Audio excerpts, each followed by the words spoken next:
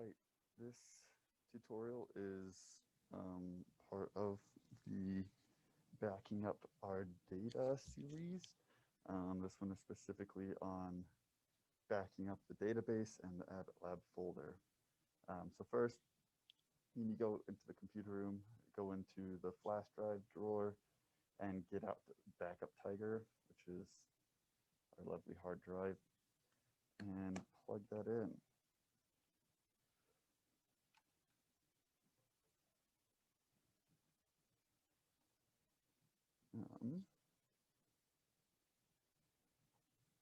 This is now, it's still recognizing it, but eventually the computer will recognize it. There we go. And we get to the innards of backup tiger. And so you can see a couple different options in here. A lot of this is like Ben's personal computer backup, so don't touch that stuff. What we want to go to is backups. And then you can see two things here. Well, there's really three. This folder is where we used to back up all the computers and stuff.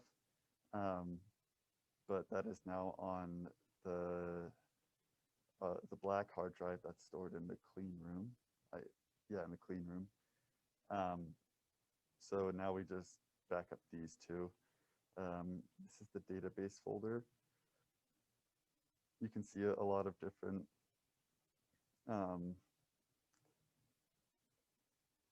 different databases, different dates, different versions. Some of them overlap. Like you can see that for a while, multiple things were being backed up. Now we're just backing up the most recent ones, which is currently, I believe, this one. So what we need to do is open up File Explorer, and I'm doing this from my laptop. Typically, we do it from one of the lab computers. Usually, it's the beefier one near on the other side of the wall from the microwave, just because it's where the backup tiger location is, like right next to, and it's usually the fastest and most reliable. But yeah, so you get onto the computer, you go to AbbottLab, and this is where we store all of our the databases. Some people were, oh my goodness, why isn't this? Some people were on the database at the same time. Box doesn't like when people are on the, sorry if you couldn't hear me earlier. Yeah, okay, in case you couldn't hear me. Just a quick synopsis of what I've already said. First, you need to get the backup tiger out of the flash drives folder, flash drives drawer in the office computer. You plug it in. We typically do this. I'm on my laptop right now, but we typically do it with the big beefy computer that's on the other side of the wall of the microwave, just because it's the fastest, and it's right next to where the hard drive is stored. So you open it up. There's a bunch of stuff on this drive, but you want to go to backups and then go to database. And then in another folder, you want to open up Box. And so here are all of our databases. Just looking at this, like it looks like people were trying to access it and make changes to it at the same time.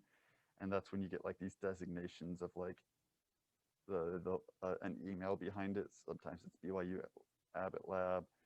Sometimes two people are working under BYU AbbottLab, so it comes up with like 234. Sometimes it's like my email or someone else's, but that just happens when two people are trying to do stuff at the same time. So I believe we're trying to get this figured out. But you look at, let me move my video out of the way real quick. So if you look at like when things were modified, you can see the most recent. We used to upload like tons of them and they were overlapping and stuff, and how we just upload the most recent one. And right now that is the clean database try to again. And then this is the date that it was uploaded. So we come over here, there's a bunch of them. People are trying to use them at the same time. Usually this doesn't become a problem. I'm not sure why that happened. And they're all the same size. So it makes me think that like nothing was really added. They were all just trying to look at it at the same time. But regardless, what you would do is just click and drag this over here and copy it to database, the database folder. And then this will go.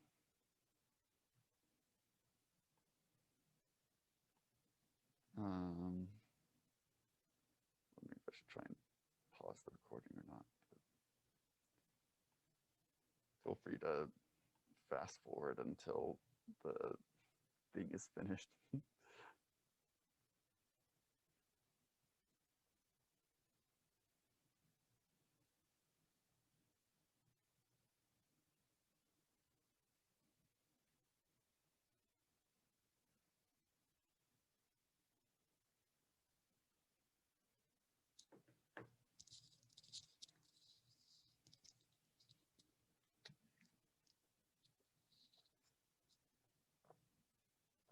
Get you some ASMR smoothie drinking.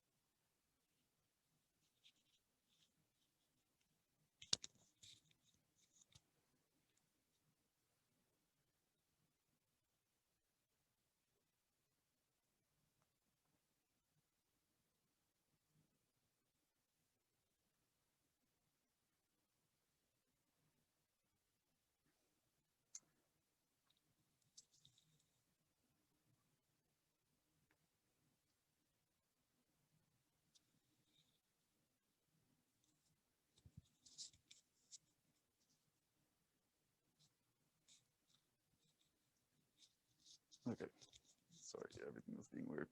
It is finally copied over. Here's my video thing again. Oh my goodness.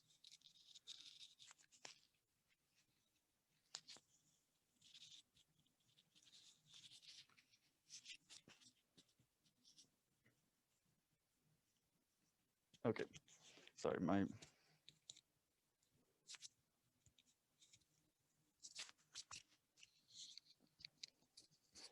mask was being really frustrating with my hat and headphones. So we copy it over and we get this. Typically, you won't have to delete this. And I'm probably just going to delete this copy anyway because this stuff right here hasn't been resolved quite yet. But what you want to do is make sure to delete anything that might like make it different from the core file name. And then you add a underscore, then the date, the year, like YYMMDD, year, month, date of the day that you've uploaded this stuff, and then hit enter. If you refresh the page, it'll pop up into its rightful place. So that's that. But yeah, I'm going to delete that because I don't like this stuff should get resolved first. But that's the general process of how you back up our database. Nothing super fancy. As for the AbbottLab folder backups, this one's a little bit more complicated because what we're literally doing is just taking this entire folder from Box and copying it over to the hard drive. And our folder is like 500 gigabytes of data or something like that. So for this one, this is another reason why we do it on the lab computer. We'll plug it in to that computer, and then we'll get the process going. Sometimes it takes up to 2 or 3 days to do it. In reality, I think it should go faster, but I think just the quantity of different files that it has to copy over makes it go a lot slower. But it is what it is.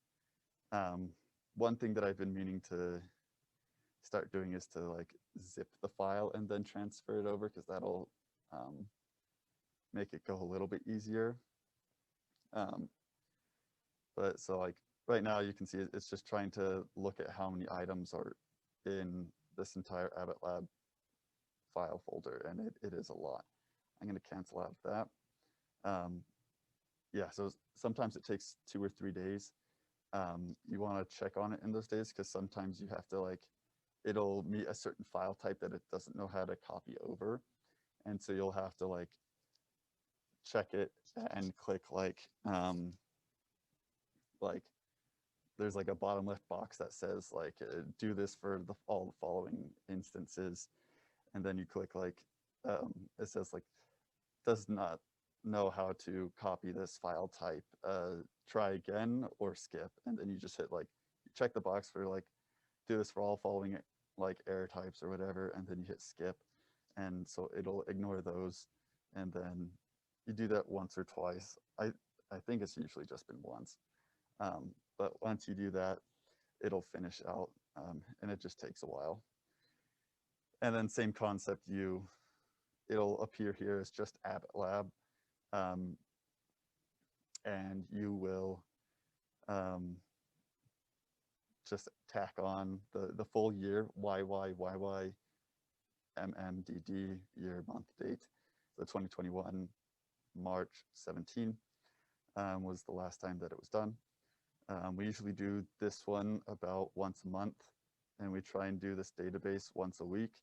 I think that process has been shaken up a little bit since the like sort of transition from one like an amalgamation of managers to like specific managers has been taken on.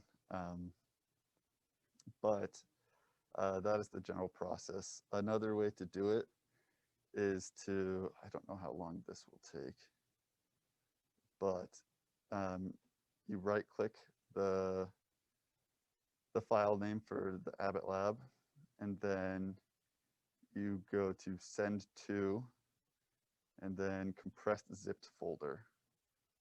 And this is how you create a zip file. Zip files are, like you can see right here, there's a data tiger zip file right here. It's just like an easier way to, it's a way of like compacting data so that it takes up less space. You can't really do much with it, but all of the data is there. You just have to make sure to unzip it if you want to use it.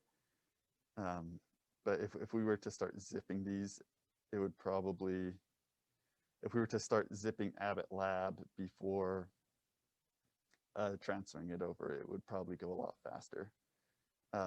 So I am going to talk to Emily about that. But that is definitely another solid way to back up all of these Abbott labs, and it'll also save space on our hard drive, so we can get more of these. And yeah, that is those are the basics of backing up the AbbottLab folder and our databases.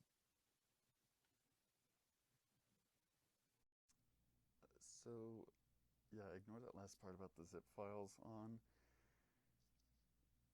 the tutorial part. I just remembered that zip files can only be a certain size, and the AbbottLab folder is way too big for that, so disregard that part.